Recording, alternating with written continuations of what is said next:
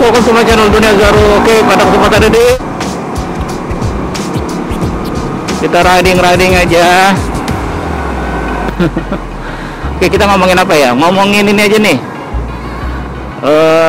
Knalpot racing. Aduh, kalau ngomongin knalpot racing gimana ya? Ya lagi heboh ya. Buntut panjang ya, buntut dari teman-teman kita ya, rider yang menerobos pengamanan ring 1 pas pampres ya. Itu sangat disayangkan banget, padahal kalau gue lihat dari videonya apa namanya, ada pembatas ya sebenarnya sih gitu. Jadi ya mungkin itu kan jalur-jalur yang biasa dilewatin ya karena dekat-dekat dengan Monasco kan. Cuman yang aduh macet ya. Cuma ya nggak selalu ditutup sebenarnya. Cuman kalau udah seperti itu kan udah tahu lah. Karena gue dulu sering lewat situ ya, tapi pakai mobil atau ada kerjaan ya di daerah Senen. Jadi hampir setiap minggu gue pasti ada gitu ya, 2-3 kali pasti lewat situ.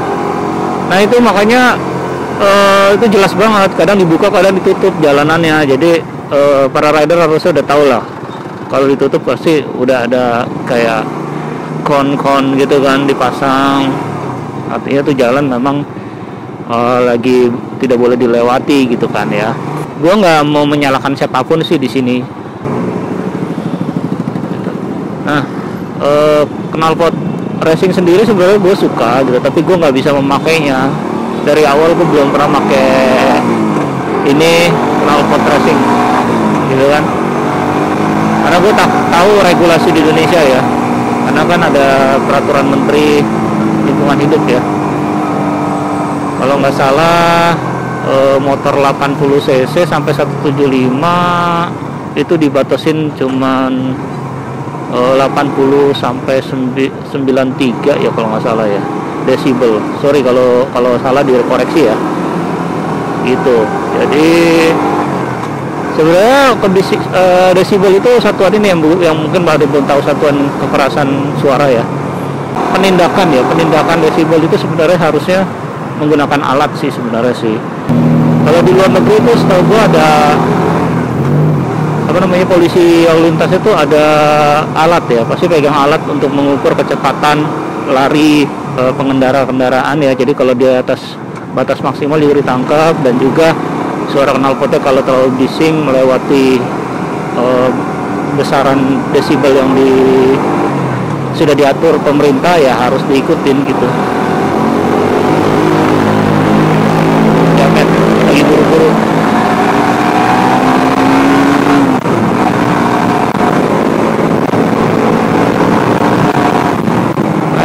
Jelek,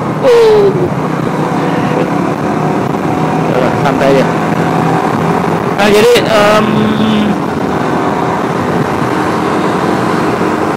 balik lagi ke knalpot.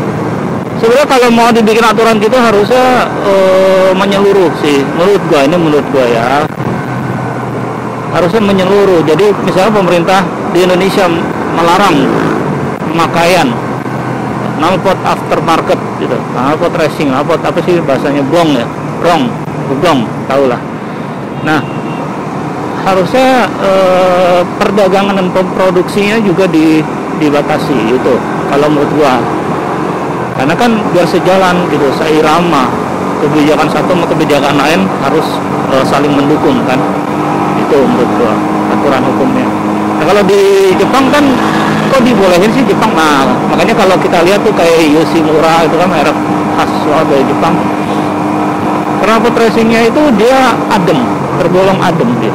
Harusnya dia apa ya, nggak yang terlalu treble-nya tuh tinggi gitu ya kalau bahasa musiknya. Karena kalau gue perhatiin ya, walaupun gue belum pernah punya, tapi gue perhatiin orang Jepang sendiri kok dibolehin sih. Sebenarnya sih mereka juga nggak dibolehin, mereka juga ada aturannya lah sebenarnya. Cuman karena mereka di sana tegas, jadi produsen knalpot aftermarket gitu ada batasan. Mereka harus produksi tidak boleh melampaui tingkat desibel aturan di negara itu. Jadi sebising-bisingnya ya tidak sampai over gitu ya. Karena kenapa sih orang-orang Indonesia mau pakai knalpot itu? Ya pertama kan looknya, racing look kan, coba lihat MotoGP ya kan, terus balap-balap yang lain ya kan. Kalau misalkan knalpotnya nggak racing, nggak ada lah, mana gue lihat yang nggak pakai knalpot racing gitu. Dan kalau knalpot standar kan dia sebenarnya kan ada peredamnya ya, jadi nggak plong ya pembuangannya. Kalau dia plong gitu kan mungkin pembuangannya plong, jadi berpengaruh juga mungkin ke larinya ya, ke performa. Satu. Kedua, suaranya. Jadi kalau misalnya kita lagi touring nih, suara knalpot kita racing itu kan bisa mengusir ngantuk sih. Kalau menurut gue sih mengusir ngantuk banget. Terus yang kedua, teman kita bisa lihat kita di mana gitu. Kadang-kadang ada yang ketinggalan, dia ngikutin aja suaranya tuh di mana itu. Oh deket, oh jauh nih. Atau lagi kemacetan, kita nyari teman-teman kita gitu, tim kita di mana nih gitu, kelompok kita gitu yang lagi touring. Karena kan di jalur yang bukan biasa kita jalanin ya. Jadi jangan sampai terpencar gitu kan tujuannya. Gitu sih kalau menurut gua sih. Tapi kalau misalkan pemerintah bikin aturan kayak begitu ya kenapa harus kita protes ya? Sebagai warga negara yang baik ya ikutin aja sih kalau menurut gua. Tapi ya itu barengan gitu loh, jangan ada boleh diperjualbelikan ataupun barang-barang masuk import itu knalpot luar itu ya dilarang gitu harusnya. Nah makanya kan lagi marak-maraknya nih sekarang nih razia knalpot racing ya di Indonesia gitu.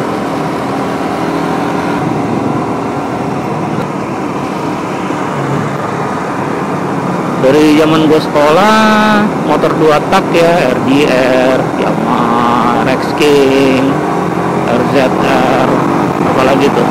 Knalpotnya kan memang gitu ya, tapi memang karena dia 2 tak kan. Nah, ini ada satu lagi kan, kendaraan listrik semua akan kayaknya beralih nih. Seluruh orang di dunia akan beralih menggunakan kendaraan listrik gitu kan. Apalagi kan cadangan minyak sudah makin berkurang kan ya, nggak tahu anak cucu kita generasi keberapa mungkin udah nggak bisa menikmati lagi ya. Sebaiknya udah mulai dipikirkan sih beralih ya. Nah kalau kendaraan listrik mungkin lebih adem lagi ya, jangan-jangan nggak kedengeran suaranya. Paling suara mesinnya doang. Pembuangannya nggak ada dong pembuangannya, atau gimana sih, gua nggak ngerti mekanismenya kendaraan listrik. Oke teman-teman, segini aja videonya. Thank you yang udah mampir, jangan lupa subscribe dulu dan like aja, share. Sampai jumpa di video-video berikutnya. Donya Zaro cabut.